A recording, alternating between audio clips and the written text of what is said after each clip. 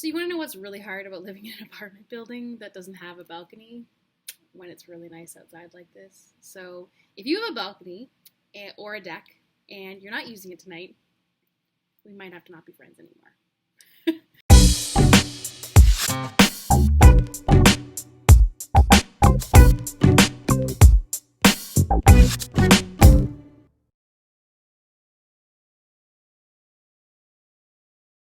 Chapter 9 was across the desert. So basically told the story of how they came across the desert and found that little gap where they could kind of sneak through, and not necessarily a shorter way, but an easier way. And they find an oasis in the middle of this like little crevice of space where the rocks are, and they try not to nap, but they fall asleep, and then they wake up and they realize they've lost a lot of time and they have to make up time, but Bree is a little bit stubborn, he's slow.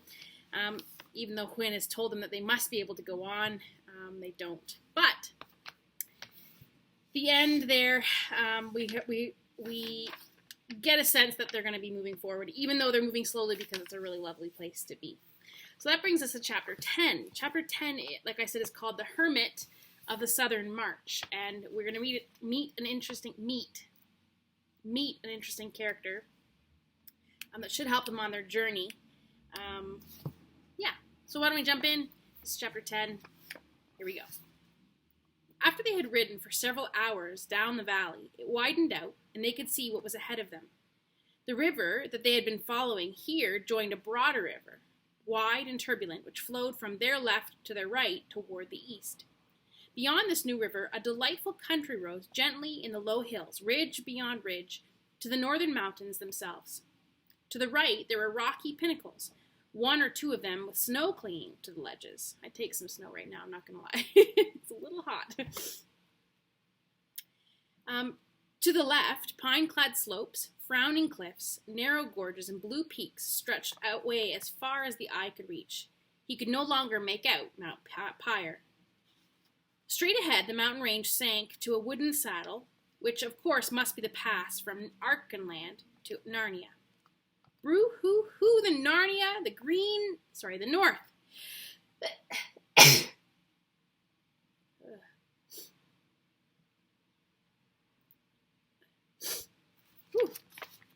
Broo-hoo-hoo, the north, the green north, neighed Bree, and certainly the lower hills looked greener and fresher than any that our Erebus and Shasta, with their southern-bred eyes, had ever imagined.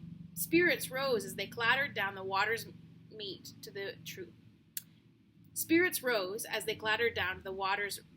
of the two rivers. The eastern flowing river, which was pouring from the higher mountain at the western end of the range, was far too swift and too broken with rapids for them to think of swimming it. But after some casting about up and down the bank, they found a place shallow enough to wade. The roar and clatter of water, the great swirl against the horses' fetlocks, the cool, stirring air, and the darting dragonflies filled Shasta with a strange excitement. "Friends, we are in Archenland," said Bree proudly as he splashed and churned his way out of the northern bank. "I think that river that we've crossed is called the Winding Arrow." "I hope we're in time," murmured Quinn. Then they began going up, slowly and zigzagging a good deal, for the hills were steep. It was all open, park-like country, with no roads or houses in sight. Scattered trees, never thick enough to be a forest, were everywhere. Shasta, who had lived all his life in almost treeless grassland, had never seen so many or so many kinds. If you had been there, you would have probably had known, he didn't, that he was seeing oaks, beeches, silver birches, rowans, and sweet chestnuts. Rabbits scurried away in every direction as they advanced, and presently he saw a whole herd of fallow deer making off among the trees. "Isn't it simply gorgeous?" said Erebus. At the first ridge, Shasta turned in the saddle and looked back. There was no sign of Tashbaan. The desert, unbroken except by the narrow green crack which they had traveled down, spread to the horizon. "Hello," he said. "What's that?" "What's what?" said Bree, turning round. Quinn and Erebus did the same. "That," said Shasta, pointing. "It looks like smoke. Is it a fire?" "Sandstorm, I should say," said Bree. "Not much wind to raise it," said Erebus. "Oh," exclaimed Quinn. "Look, there are things flashing in it. Look, they're helmets and armor, and it's moving this way." By Tash, said Erebus, it's the army, it's Rabidash. Of course it is, said Wynne, just what I was afraid of. Quick, we must get to Anvard before it. And without another word, she whisked round and began galloping north. Bree tossed his head and did the same. Come on, Bree, come on, yelled Erebus over her shoulder. This race was very grueling for the horses. As they topped each ridge, they found another valley and another ridge beyond it, and though they knew that they were going in more or less the right direction, no one knew how far it was to Anvard. From the top of the second ridge, Shasta looked back again. Instead of a dust cloud well out into the desert, he saw now a black mass moving, rather like ants, on the far bank of the winding arrow. They were doubtless looking for a ford. They're on the river, he yelled yet wildly. Quick! Quick! Shouted Erebus. We might as well not have come at all if we don't reach Anvard in time. Gallop, Bree! Gallop! Remember, you're a war horse! It was all Shasta could do to prevent himself from shouting out similar instructions, but he thought, the poor chap's doing all he can already, and he held his tongue. And certainly both horses were doing, if not all they could, all they thought they could, which is not quite the same thing. Bree had caught up with Wynne, and they thundered side by side over the turf. It didn't look as if Wynne could keep it up much longer. At that moment, everyone's feelings were completely altered by a sound from behind. It was not the sound that they had been expecting to hear, the noise of hooves and jingling armor, mixed perhaps with colorman battle cries. Yet Shasta knew it at once. It was the same snarling roar he had heard that moonlit night when they first met Erebus and Wynne. Bree knew it too. His eyes gleamed red and his ears lay flat back on his skull. And Bree now discovered that he was not really running as fast as he could. Shasta felt the change at once. Now they were really going all out. In a few seconds they were well ahead of Wynne. It's not fair, said Shasta. I did think we'd be safe from lions here. He looked over his shoulder. Everything was too clear. The huge, tawny creature, its body low to the ground like a cat, streaking out across the lawn to a tree when a stray dog has gotten into the garden, was behind them. It was nearer every second and half second. He looked forward again and saw something which he did not take in or even think about. Their way was barred by a smooth green wall about 10 feet high. In the middle of that wall, there was a gate, open. In the middle of the gate stood a tall man, dressed down to his bare feet, in a robe colored like autumn leaves, leaning on a straight staff. His beard fell almost to his knees. Shasta saw all this in a glance and looked back again. The lion had almost got Wynne now. It was making snaps at her hind legs, and there was no hope now in her foam-flecked, wide-eyed face. Stop, bellowed Shasta in Bree's ear. Must go back. Must help. Bree always said after that he never heard or never understood this, and as he was generally a very truthful horse, we must accept his word. Shasta slipped his feet out of the stirrups, slid his legs over the left side, hesitated for one hideous hundredth of a second, and jumped. It hurt horribly and nearly winded him, but before he knew how hurt he was staggering back to help Erebus. He had never done anything like this in his life before and hardly knew what he was doing now. Great picture. It's one of my favorites, actually.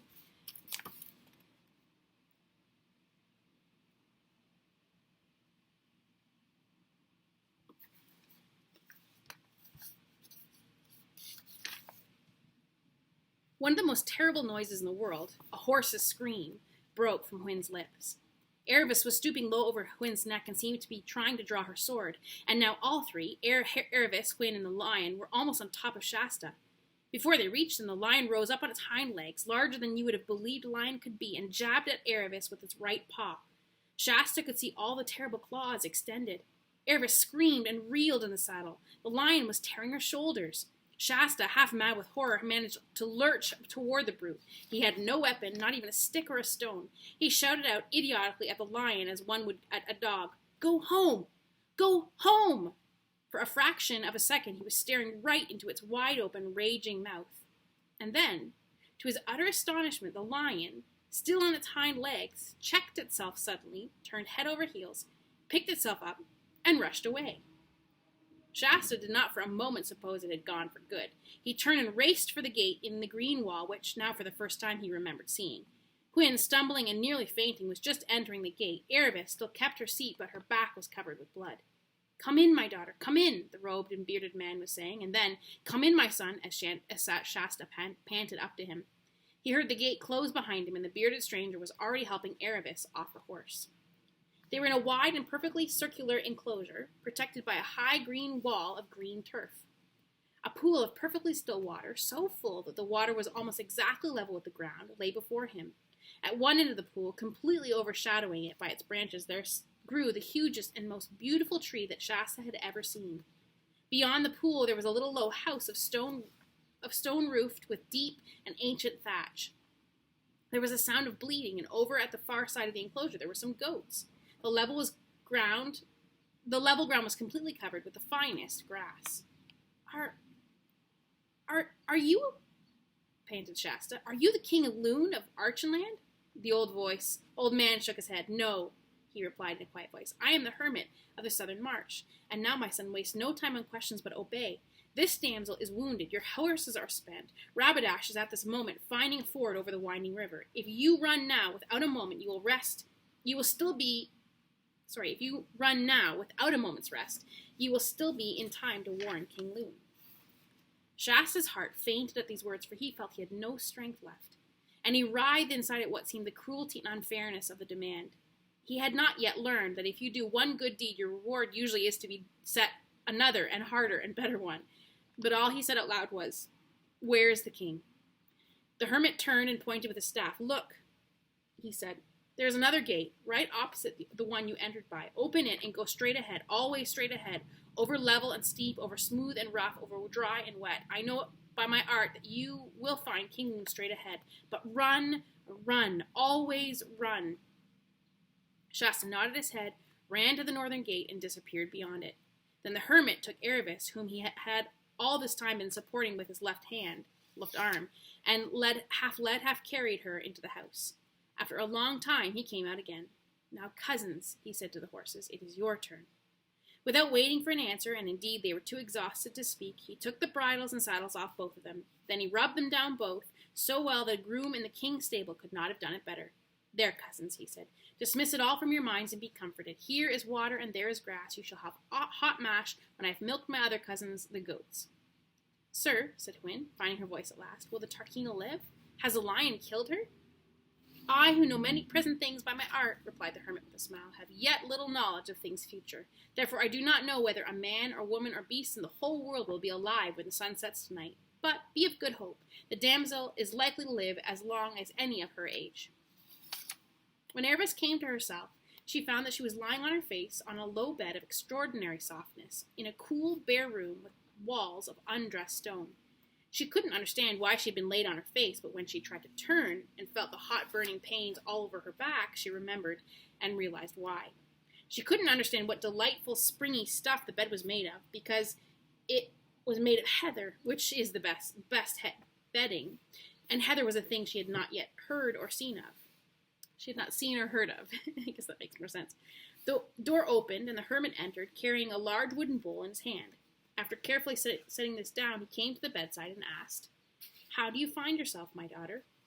"My back is very sore, father," said Erebus, "but there is nothing else wrong with me." He knelt beside her, laid his hand on her forehead, and felt her pulse. "There is no fever," he said. "You will do well. Indeed, there is no reason why you should not get up tomorrow. But now, drink this." He fetched the wooden bowl and held it to her lips. Erebus couldn't help making a face when she tasted it, for goat's milk is rather a shock when you're not used to it. But she was very thirsty and managed to drink it all up, and felt better when she had finished it. "Now, my daughter, you may sleep when you wish," said the hermit, "for your wounds are washed and dressed, and though they smart, they are no more serious than if you had the cuts of a whip. It must have been a very strange lion, for instead of catching you out of the saddle and gritting his teeth into you, he has only drawn his claws across your back. 10 scratches, sore, but not deep or dangerous." "I say," said Erebus, "I have had luck." "Daughter," said the hermit, "I have now lived 109 winters in this world, and have never yet met anything such as luck.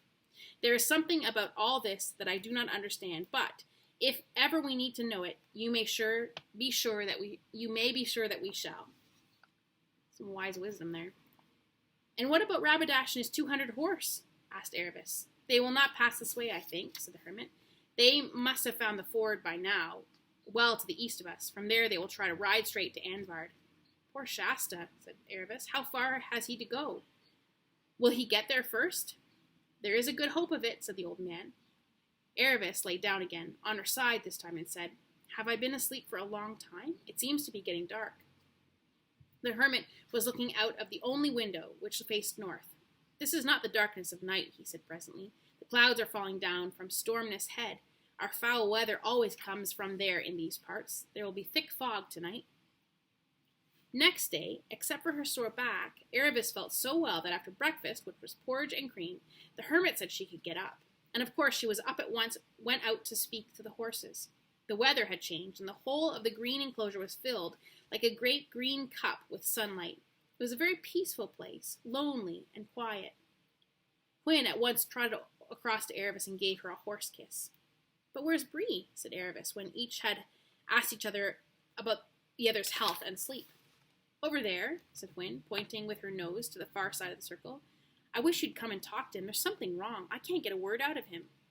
They strolled across and found Bree lying with his face toward the wall, and though he must have heard them coming, he never turned his head or spoke a word. "Good morning, Bree," said Erebus. "How are you this morning?" Bree muttered something that no one could hear. "The hermit says that Shasta probably got to King Loon in time," continued Erebus, "so it looks as if all our troubles are over. Narnia at last, Bree." "I shall never see Narnia," said Bree in a low voice. "Aren't you well, dear?" said Erebus. Bree turned round at last, his face mournful as only a horse's can be. "I shall go back to Colorman," he said. "What?" said Erebus. "Back to slavery?" "Yes," said Bree. "Slavery is all I'm fit for. How can I ever show my face among the free horses of Narnia? I, who left a mare and a girl and a boy to be eaten by lions while I galloped all I could do to save my own wretched skin." "We all ran as hard as we could," said Quinn. "Shasta didn't," snorted Bree. "At least he ran in the right direction, ran back. And that is what shames me most of all. I, who call myself a war horse and boasted of 100 fights, to be beaten by a little human boy, a child, a mere fool, who has never held a sword or had any good nurture or example in his life." "I know," said Erebus. "I felt just the same. Shasta was marvelous. I'm just as bad as you, Bree. I've been snubbing him and looking down on him ever since you met us, and now he turns out to be the best of us all. But I think it would be better to stay and say we're sorry than to go back to Colorman." "It's all very well for you," said Bree. "You haven't disgraced yourself, but I've lost everything." "My good horse," said the hermit, who had approached them unnoticed because his bare feet made so little noise on the sweet dewy grass. "My good horse, you've lost nothing but your self-conceit. No, cousin, don't put your ears back and shake your mane at me. If you are really so humbled as you sounded a minute ago, you must learn to listen to sense. You're not quite the great horse you've come to think from living among poor dumb horses. Of course, you were braver and cleverer than them. You could hardly help being that. It doesn't follow that you'll be anyone very special in Narnia, but as long as you know you're nobody special, you'll be a very decent sort of horse, on the whole, and taking one thing with another. And now, if you and my other four-footed cousin would come round to the kitchen door, we'll see about the other half of that mash." And that is the end of Chapter 10. Chapter 11 is called The Unwelcome Fellow Traveler. And it's going to tell the story of Shasta and see what he's gotten up to in his long run. To come back tomorrow night around 6:30 and see. I'm hoping to be live, but we'll see. It's kind of crazy with summer season, so I'm sure you're finding this too. Anyways, I hope you have a great night. I hope you enjoyed this chapter, and I'll see you tomorrow. Bye.